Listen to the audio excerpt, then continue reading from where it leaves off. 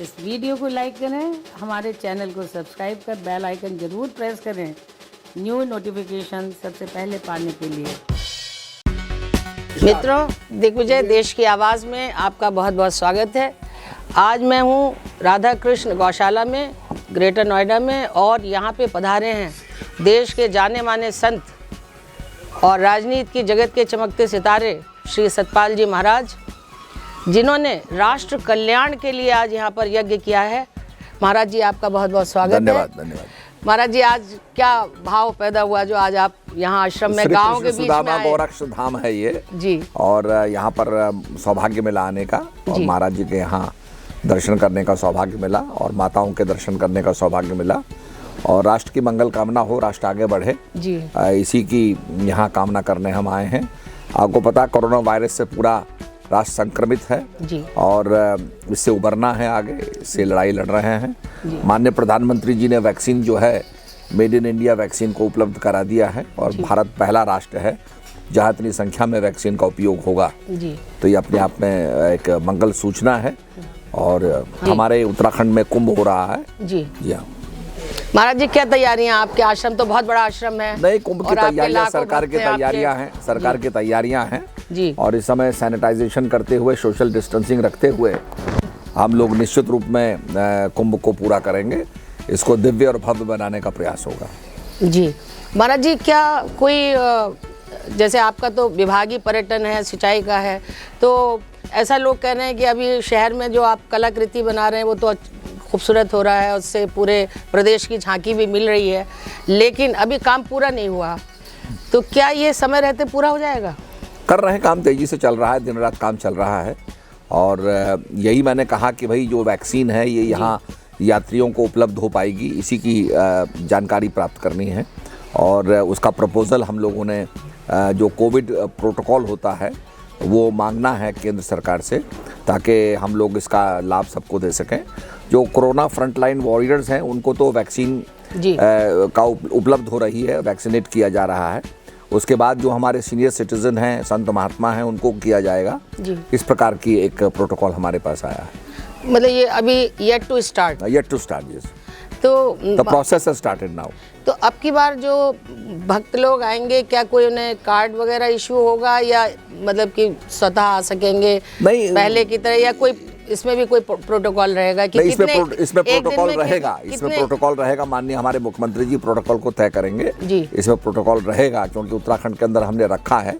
हमारे काफ़ी ऐसे गांव हैं उत्तराखंड के अंदर जहां आपको पता है कि बहुत दूर सुदूर के गांव हैं, तो हम नहीं चाहते कि ये गांव संक्रमित हो, इसके लिए ध्यान रखा जा रहा है।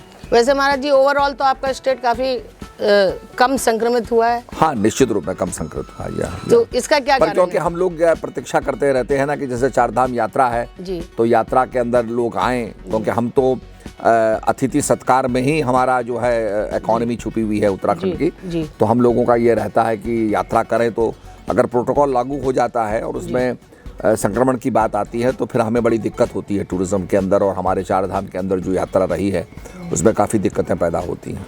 महाराज जी, एक साल में टूरिज्म में काफ़ी लॉस हुआ होगा? हाँ, काफ़ी लॉस हुआ है, पर हमने पिकअप किया है और हम शीतकालीन यात्रा का भी प्रबंध कर रहे हैं कि जो यात्री शीतकाल में जाके यात्रा कर सकें। उसके अंदर जैसे यमुनोत्री धाम है, तो यमुना माँ जो है वो उनकी पूजा खरसाली में होती है, गंगा माता की पूजा जो है मुखबा में होती है, भगवान केदारनाथ की पूजा ऊखीमठ में होती है, और भगवान बद्री विशाल की पूजा जो उत्सव मूर्ति है उद्धव जी की, वो पांडुकेश्वर आती है, और शंकराचार्य जी की गद्दी जो है जोशीमठ आती है। तो इन स्थानों पे आप पूजा कर सकते हैं। औली के अंदर बड़ी बर्फबारी हुई है तो उसका भी आप आनंद ले सकते हैं। तो निश्चित रूप में अगर आप शीतकालीन यात्रा करते हैं तो इन स्थानों पे आप पूजा कर पाएंगे और बर्फ का भी आनंद उठा पाएंगे। जी महाराज जी, जैसे कि पूरा देश उत्तराखंड से जुड़ा हुआ है जी हाँ, तो जो भी इवेंट्स आती हैं धार्मिक, उसकी पूरी जानकारी सबको सहज भाव से नहीं मिल पाती। जैसे कि योगी जी तो बहुत सहज भाव से आजकल दे रहे हैं, तो आप कुछ ऐसी अपने यहाँ पॉलिसी बनाएंगे कि गुजरात के लोग, दक्षिण के लोग, दूर के लोगों ने पता लगे कि इस महीने में ये चीज़ें होने वाली हैं, तो पहले से प्लान कर सकें, पहले से बुकिंग करा सकें और वहाँ अच्छे से आ सकें?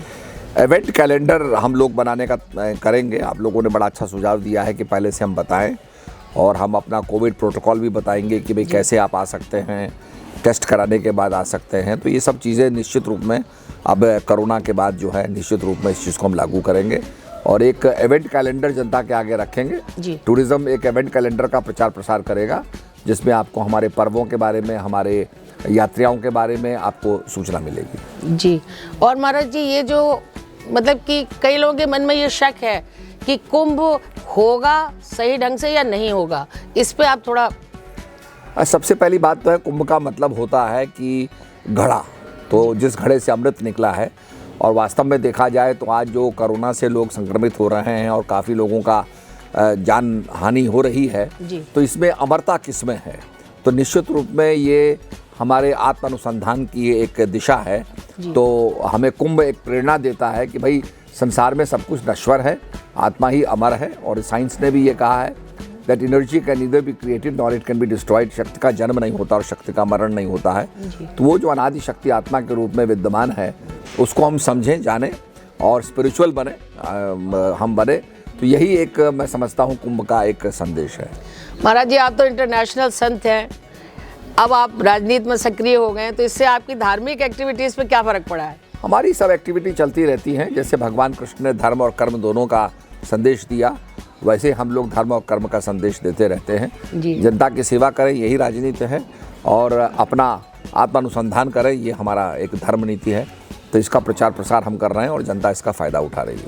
महाराज जी, एक लास्ट प्रश्न कि जो पलायन हो रहा है पहाड़ों से, तो आप तो धरती पुत्र हैं, वहीं के हैं, तो क्या उसे रोकने के लिए कोई कुछ सरकार की सोच है? पलायन एक बहुत बड़ा ही गंभीर विषय है और पहाड़ से बहुत पलायन हो रहा है, ये बात सही है।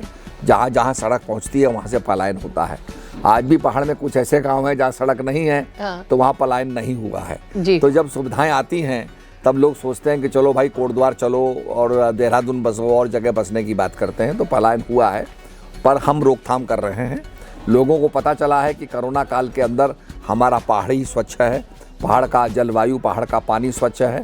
तो पहाड़ की तरफ लोग जो हैं उनका एक मुख हुआ है पहाड़ की तरफ। तो मैं समझता हूँ कि धीरे धीरे इस पर हम ओवरकम करेंगे और हम ये चाहते हैं कि जो हमारी दीनदयाल उपाध्याय होम स्टे योजना है उससे हम होम स्टे का निर्माण करें और पहाड़ की तरफ हम चलें, अपने गांव की तरफ चलें, अपने रूट्स की तरफ चलें। तो काफ़ी कुछ इसमें हुआ है। हम भी ट्राइबल टूरिज्म को बढ़ावा दे रहे हैं, जिसके अंदर हमारे जो सीमांत गांव हैं वहाँ पर कुछ एक्टिविटी को हम ला रहे हैं, जिससे कि जो ये आप माणा गांव वगैरह है, आपके माणा है, नीति है, नीति में टमरसन महादेव को हम डेवलप कर रहे हैं। वहाँ विशाल शिवलिंग बनता है, तो उस जगह को हम डेवलप कर रहे हैं। तो उससे बड़ा फायदा होगा और मैं समझता हूँ we will be back to our villages. पलायन का महाराज जी ताल्लुक रोजगार से भी तो है? जी हाँ, जी हाँ, जी हाँ, जी हाँ। तो क्या ऐसे सीमांत गांव में कुछ रोजगार उपलब्ध कराने का हम प्रयास कर रहे हैं। मैंने वीर चंद्र सिंह गढ़वाली योजना के अंतर्गत alpha two omega of tourism रखा है कि आप जो कुछ भी करना चाहते हैं उसके लिए आपको सरकार लोन देगी। आप कायाकिंग करना चाहते हैं, स्टार गेजिंग करना चाहते हैं, एंगलिंग करना चाहते हैं, एडवेंचर स्पोर्ट्स के काम करना चाहते, कोई भी चीज़ आप करना चाहते हैं, आप वीर चंद्र सिंह गढ़वाली स्कीम का फ़ायदा उठा सकते हैं। महाराज जी, बाहर के जो लोग, ऐसा अभी पलायन में ये भी हो रहा है कि यहाँ के लोग, प्लेन के लोग पहाड़ों में जा रहे हैं, तो कुछ समय बाद पता लगेगा कि प्लेन के लोग ही पहाड़ में भर गए और पहाड़ी जो है अपना सब कुछ छोड़ के छोटी छोटी जगह में रह रहे हैं। नहीं, ऐसी बात नहीं है। आपने देखा होगा, हिमाचल के अंदर देखा होगा, हिमाचल में बहुत पलायन कम हुआ है जी। तो ऐसे ही जैसे हिमाचल सुदृढ़ हुआ है और हिमाचल के अंदर सारे काफ़ी अवसर प्राप्त हुए हैं, लोगों को जॉब्स मिल रहे हैं, लोग वहाँ पर हॉर्टिकल्चर कर रहे हैं, काफ़ी सेब के बगीचे वहाँ हैं। तो हम चाहते हैं कि हमारे उत्तराखंड में इस प्रकार से हों और जो हमारी जो यात्राएं हैं ये भी और प्रशस्त हों, तो उसका फ़ायदा मिलेगा और लोगों को रोज़गार मिलेगा। महाराज जी, एक अंतिम प्रश्न कि जो आपके प्रोडक्ट्स हैं, फूड प्रोडक्ट्स, अब तो सबने जान लिया है कि जो उत्तरांचल के फूड प्रोडक्ट्स हैं वो बहुत पावरफुल हैं। किसी में मड़ुए में, इनके सभी तरह के भोजन में, और जड़ी बूटियाँ सब वहीं से आती हैं। तो उसका प्रयोग लोकल लोग ज़्यादा उसको बनाने में, जो उसको हमारा उगाने में गढ़वाली कुजीन है, उत्तराखंड का जो कुजीन है जी, उसके अंदर इम्यूनिटी बूस्टिंग तत्व हैं जी। आपका जो मंडवा है जिसको हम बकवीट कहते हैं, और आपका बहुत से वहाँ पर हमारी दालें हैं जिनके अंदर काफ़ी इम्यूनिटी बूस्टिंग तत्व हैं। तो हम चाहते हैं कि लोग उसका आनंद भी लें और उत्तराखंड की यात्रा करें। उत्तराखंड में आपका हमेशा स्वागत है। Thank you. मित्रों, ये हैं इंटरनेशनल फेम श्री सतपाल जी महाराज, जो कि इन्हें समझने के लिए कुछ समय आपको लगाना पड़ेगा, क्योंकि ये विदेशों में भी बहुत गए हैं, बहुत रिफाइंड हैं। इनकी पर्सनल चॉइस इतनी कलात्मक है कि अगर आपको इनके घर जाने का अवसर मिले तो आप इनका रिफाइनमेंट देख पाएंगे, और ये पर्यटन को अच्छी तरह से समझते हैं। ये भी एक प्लस बात है कि इनसे पहले इनकी पत्नी श्री अमृता जी पर्यटन मंत्री रहीं, और उनके कार्यकाल में भी पर्यटन ने बहुत ऊंचाई छुई और काफ़ी पॉपुलर हुआ। मैं समझती हूँ वही काल था जब लोगों ने उत्तराखंड को सही ढंग से समझा, और आज महाराज जी की अध्यक्षता में चार धाम और अच्छे से विकसित हो रहा है, और भी दुनिया भर के विकास हो रहे हैं। और जैसा कि उन्होंने बताया कि कैलेंडर बनेगा तो देश के सभी लोगों को वो पहले से अपनी डेट्स लॉक कर सकेंगे और अपने जाने की अच्छी व्यवस्था कर सकेंगे। तो मित्रों, आज के लिए बस इतना ही। मिलते हैं फिर एक और नई शख्सियत के साथ। तब तक के लिए कैमरामैन सुनील गौतम के साथ मधु श्रीवास्तव का जय श्री राधे। महाराज जी जय श्री राधे।